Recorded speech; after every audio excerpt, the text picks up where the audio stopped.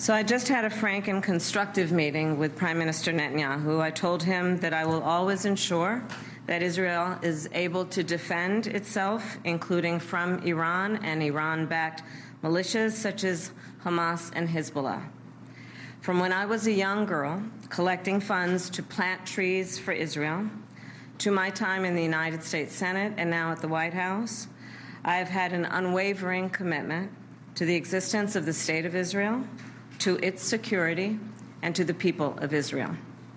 I've said it many times, but it bears repeating. Israel has a right to defend itself, and how it does so matters. Hamas is a brutal terrorist organization. On October 7, Hamas triggered this war when it massacred 1,200 innocent people, including 44 Americans. Hamas has committed horrific acts of sexual violence and took 250 hostages. There are American citizens who remain captive in Gaza.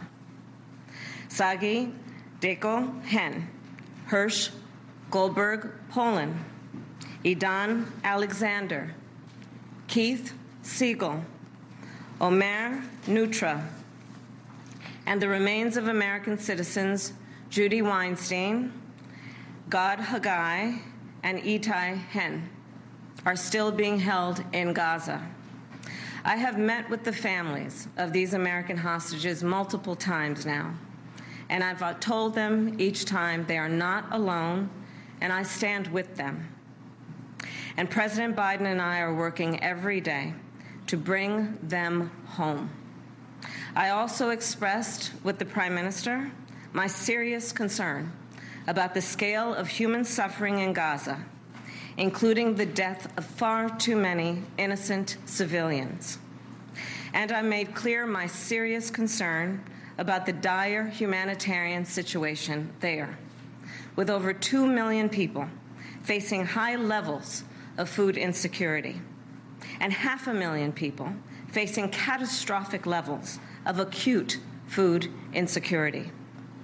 What has happened in Gaza over the past 9 months is devastating. The images of dead children and desperate, hungry people fleeing for safety, sometimes displaced for the second, third, or fourth time. We cannot look away in the face of these tragedies. We cannot allow ourselves to become numb to the suffering, and I will not be silent. Thanks to the leadership of our President, Joe Biden, there is a deal on the table for a ceasefire and a hostage deal. And it is important that we recall what the deal involves. The first phase of the deal would bring about a full ceasefire, including a withdrawal of the Israeli military from population centers in Gaza. In the second phase, the Israeli military would withdraw from Gaza entirely, and it would lead to a permanent end to the hostilities. It is time for this war to end, and end in a way where Israel is secure, all the hostages are released, the suffering of Palestinians in Gaza ends, and the Palestinian people can exercise their right to freedom, dignity, and self-determination. There has been hopeful movement in the talks to secure an agreement on this deal. And as I just told Prime Minister Netanyahu, it is time to get this deal done. So to everyone who has been calling for a ceasefire, and to everyone who yearns for peace, I see you and I hear you.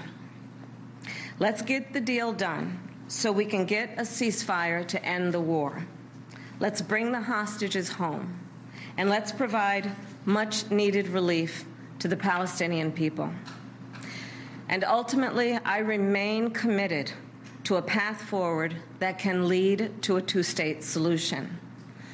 And I know right now it is hard to conceive of that prospect, but a two-state solution is the only path that ensures Israel remains a secure, Jewish, and democratic state, and one that ensures Palestinians can finally realize the freedom, security, and prosperity that they rightly deserve. And I will close with this then. It is important for the American people to remember the war in Gaza is not a binary issue. However, too often the conversation is binary, when the reality is anything but.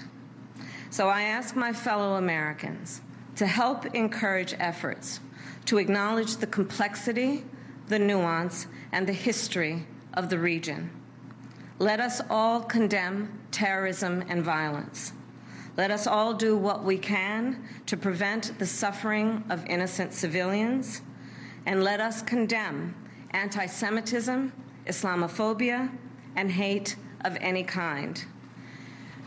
And let us work to unite our country. I thank you. Thank you for watching, and make sure you go to joinnn.com to find NewsNation on your television provider. And don't forget to click the red subscribe button below to get more of NewsNation's fact-driven, unbiased coverage.